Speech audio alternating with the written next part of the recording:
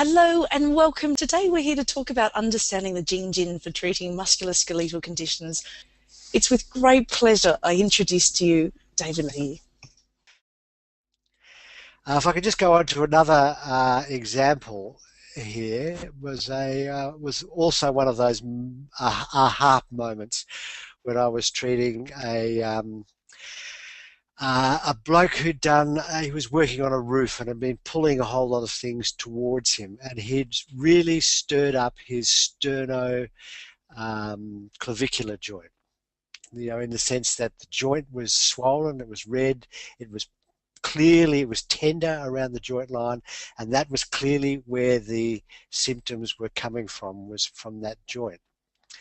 And I gave him two treatments over 2 weeks, and which was aimed at the joint, Usher points to the joint line, treating kidney points, distal kidney points, that kind of thing there, and produced almost no benefit whatsoever. And I was just sort of, giving him a bit of a massage while I was thinking what was going on, and noticed that he was really tender underneath the clavicle, over pec minor. And when I explored it further down, and I was starting to think about the Jing then, so I explored it further down into the biceps, and there was an incredible line of tenderness going all the way from the sternoclavicular joint underneath the clavicle, over pec minor, down coracobrachialis and biceps.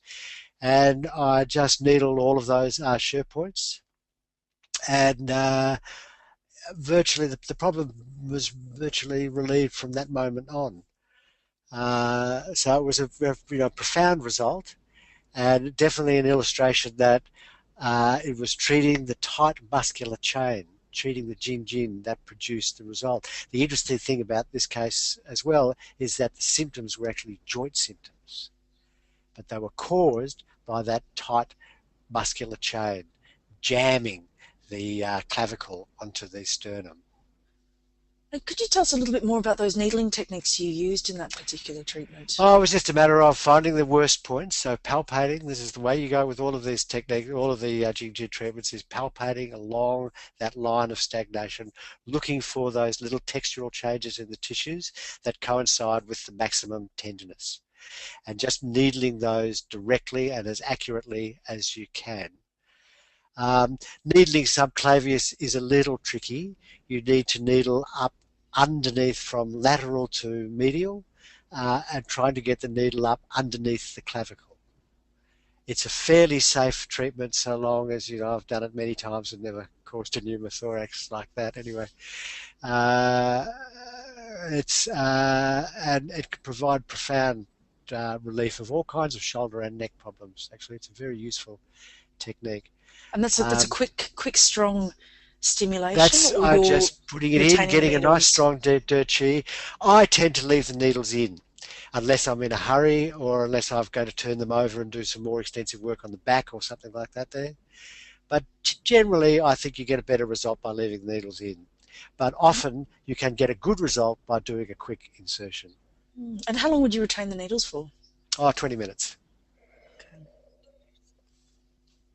And would this be a sort of case where you might consider using something like a heat lamp or moxa or any No, other types of techniques? no, it's Cupping, all about perhaps? accuracy of needles. No, it's all about accuracy of the needling. That gives you the good results.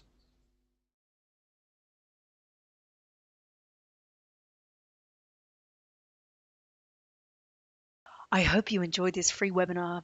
Please take a moment to subscribe to our YouTube channel and please share on social media. The world will be a better place when more people know about the benefits of acupuncture.